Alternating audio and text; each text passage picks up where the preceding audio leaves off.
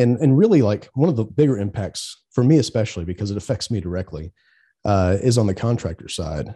Before, with contractors, um, we would do an approximate 30 minutes to an hour behavioral interview. Most of them last around 45 minutes.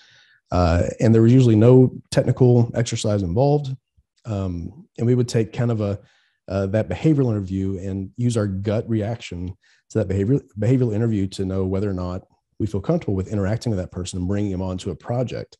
And as you can kind of expect, we had mixed results with this, and a lot of frustration. And we didn't have a lot of confidence in our ability to bring on contractors and have them do well. DevSkiller made it very easy and very trivial to just simply pop a DevSkiller over to their inbox and say, hey, before we talk to you, go ahead and run through this exercise. And we get to use the same exercise that we use for contractors that we do for our .NET candidates, or I'm sorry, our permanent candidates. And so when they complete the exercise, we get an immediate benchmark against the permanent hire candidates that we've already run through the pipeline.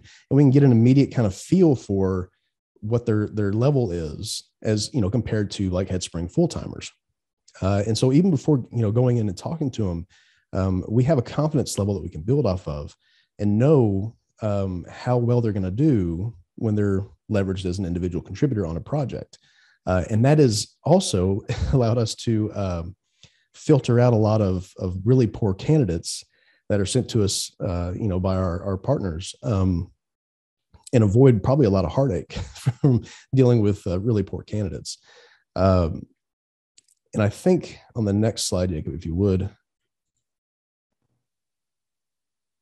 So I think this goes back to Aaron. But one thing I wanted to mention is for our contractor candidates, we before this year, we maybe interacted with maybe 3 to 4 contractors per year.